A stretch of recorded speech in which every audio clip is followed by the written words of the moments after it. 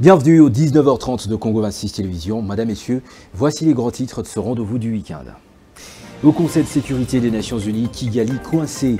Lors de la réunion tenue jeudi à New York, Kinshasa s'est accroché à l'exécution de la résolution 2773 condamnant le Rwanda et exigeant la cessation des hostilités, tout comme le départ sans condition de la soldatesque de Paul Kagame du sol congolais. Bonne nouvelle de l'armée. Pour l'armée et la police, le gouvernement de la République vient de doubler la rémunération des hommes en uniforme, une promesse du président de la République, chef de l'État, déjà une réalité. Et puis, dans l'agriculture, le service national annonce le lancement de la récolte de 25 000 tonnes de maïs à Kanyama-KCC, une moisson abondante pour cette saison. Voilà tout pour le sommaire, place au développement. La guerre dans l'est de la République démocratique du Congo a des répercussions dangereuses sur la population malgré la rencontre des deux chefs d'État au Qatar. Lors de la 9887e session du Conseil de sécurité sur la situation dans l'est de la République démocratique du Congo, Bintou Keïta, la chef de la MONUSCO, a dénoncé la dégradation de la situation en Ituri et au Nord Kivu. On l'écoute. La situation sécuritaire générale dans le reste du Nord Kivu et de l'Ituri, où 60% de forces de la MONUSCO sont déployées, reste volatile. Les forces démocratiques alliées ADF ont exploré les vides sécuritaires créés par les redéploiements des troupes des FARDC pour attaquer Lubero, Beni et Butembo, tuant des centaines de civils. Dans ces contextes de défi, la MONUSCO reste pleinement engagée à mettre en œuvre son mandat tel que défini par la résolution 2773 du Conseil de sécurité de l'ONU. La mission a intensifié le patrouille et établi les bases opérationnelles mobiles à Loda et à Ar. La MONUSCO continue à protéger les civils en répondant aux attaques dans les territoires de Djougou, en fournissant un abri temporaire et en facilitant les évaluations médicales.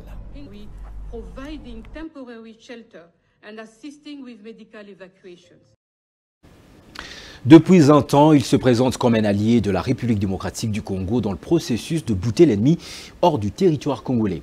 Lors de la réunion du Conseil de sécurité jeudi, le Burundi appelle à un dialogue intercongolais inclusif dans lequel toutes les parties prenantes s'engageraient effectivement et activement en faveur d'une véritable paix durable en RDC. Suivez son représentant.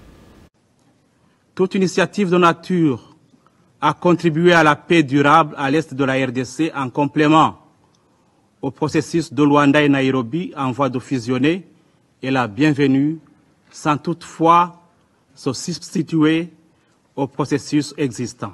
Dans cette optique, le Burundi appelle à un dialogue intercongolais inclusif, je dis bien inclusif et sans exclusion, dans lequel toutes les parties prenantes s'engageraient activement pour une paix véritable et durable.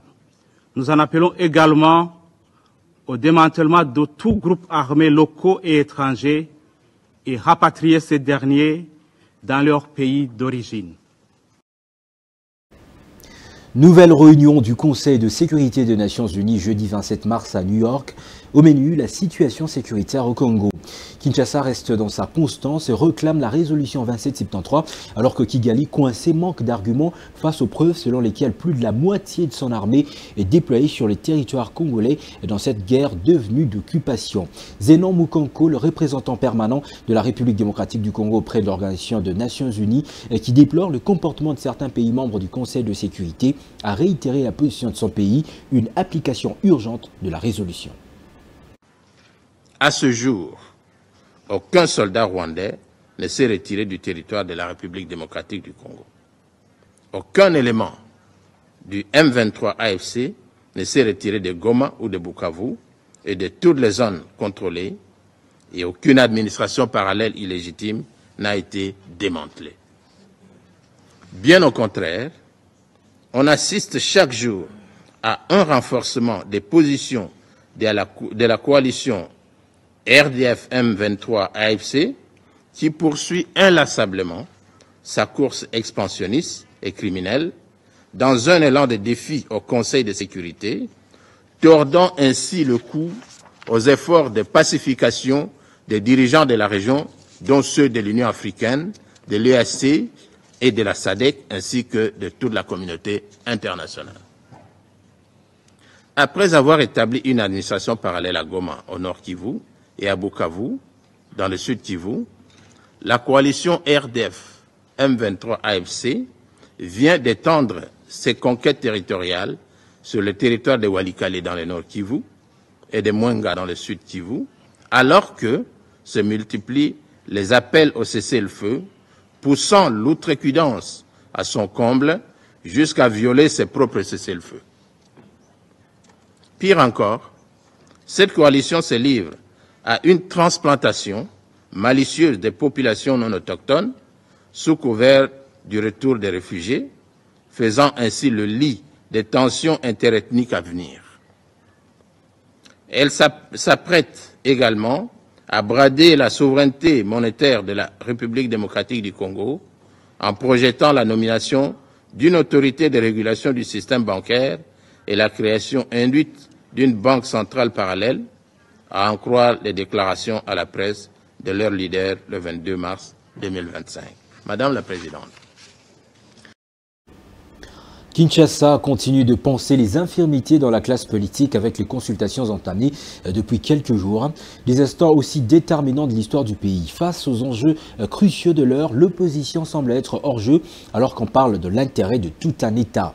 N'est pas individualiser la guerre à la personne du président de la République, mais transcender tout clivage pour ne voir que l'avenir de la République démocratique du Congo et de son peuple. Tel est le message du regroupement politique UDPS Kibasa et alliés à l'issue de leur échange avec le Conseil spécial en matière de sécurité du président de la République, Eberhard Kolongele Kassimir. La situation à l'Est, on ne doit pas la prendre à la légère parce qu'il y a un génocide qui se passe à l'Est. Il ne faut pas qu'on ait peur de mots. C'est ce qui se passe à l'Est. Et ici, pour nous, il était question qu'on puisse répondre à l'appel du chef de l'État, que notre souci le plus cher aujourd'hui, c'est que les Congolais se mettent ensemble, nous puissions nous battre pour que la souveraineté de ce pays, la souveraineté de ce pays et l'ensemble, que nous puissions protéger l'ensemble des Congolais, particulièrement ceux qui sont à l'est du pays. Nous voyons les affres qui sont en train de vivre aujourd'hui, nous qui sommes ici à Kinshasa, mais c'est quelque chose qui peut arriver à tout le monde. Donc à un certain moment, si nous ne prenons garde, si nous ne mettons pas debout pour protéger la patrie, et c'est ce que nous demande le président de la République, le pire pourrait arriver. Mais il ne va pas arriver. Parce que nous sommes là, nous sommes debout. Je crois que tous les Congolais responsables ont compris que c'est le moment de défendre le pays. On doit mettre nos égos de côté. On doit se sublimer pour le bien de la nation. On doit ici noter, les opposants aussi doivent noter, que ce n'est pas une guerre qui est faite au président de la République. C'est une guerre qui est faite à la République démocratique du Congo avec toutes ses filles et tous ses fils. Nous devons savoir aujourd'hui que quand ça crépite à l'Est, quand on tue les gens, ce ne sont pas soit des gens de la majorité ou les gens de l'opposition. On tue les Congolais. Et donc, à un certain moment, moi je suis plus que convaincu qu'on finira par trouver une formule qui va faire en sorte que les uns les autres comprennent qu'ici il s'agit du Congo. Il ne s'agit pas de l'opposition de la majorité, il s'agit vraiment de protéger ce pays, de protéger ce peuple que nous aimons tous, nous sommes censés aimer tous. Et la patrie, finalement, le Congo, c'est notre patrimoine commun que nous sommes censés protéger ensemble.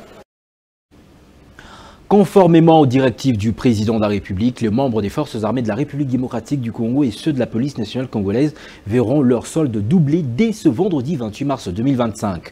Une mesure entrée en vigueur avec le paiement du mois précédent, désormais versé sur les comptes bancaires des bénéficiaires. Ce geste vise à motiver davantage les forces de défense engagées dans un contexte sécuritaire tendu.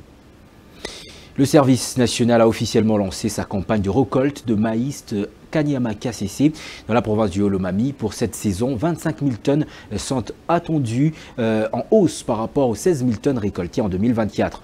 Le commandant du service national, le lieutenant-général Jean-Pierre Kassongo, projette une production de 45 000 tonnes en 2026, marquant ainsi une progression significative dans la filière agricole. Et cette nouvelle moins encourageante pour les culturels congolais, le concert de solidarité aux victimes de la barbarie rwandaise dans l'est de la République démocratique du Congo, initialement prévu le 7 avril prochain à l'Accor Arena de Paris avec des figures bien connues comme Fally Ipupa, Gims, Dadju, Youssoufa et autres, est finalement reporté pour une date ultérieure. C'est dans un communiqué rendu public jeudi 27 mars 2025 dans la soirée que les organisateurs ont annoncé la nouvelle. Notez que la date prévue pour ce concert coïncidait avec la commémoration des tueries entre les Rwandais eux-mêmes en 1994 dans leur pays.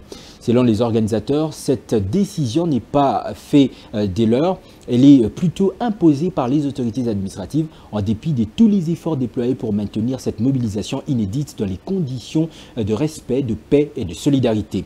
Ils ont fait savoir que l'événement est organisé dans l'espoir de faire entendre la portée purement humanitaire et culturelle de cette lutte contre l'ennemi de la République démocratique du Congo. Fin de cette édition, revoici ses principaux titres. Au Conseil de sécurité des Nations Unies, Kigali coincé, lors de la réunion tenue jeudi à New York, Kinshasa s'est accroché à l'exécution de la résolution 2773 condamnant le Rwanda et exigeant la cessation des hostilités, tout comme le départ sans condition de la soldatesque de Paul Kagame du sol congolais. Bonne nouvelle pour l'armée et la police, le gouvernement de la République vient de doubler la rémunération des hommes en uniforme, une promesse du président de la République, chef de l'État, déjà une réalité. Et puis, dans l'agriculture, le service national annonce le lancement de la récolte de 25 000 tonnes de maïs à Kanyama-KCC, une moisson abondante pour cette saison. Merci de votre sympathique attention et bon week-end à toutes et à tous. Notez, ce qui se conçoit bien s'énonce clairement et les mots pour le dire viennent aisément. Nicolas Boileau. Mesdames, Messieurs, bonsoir.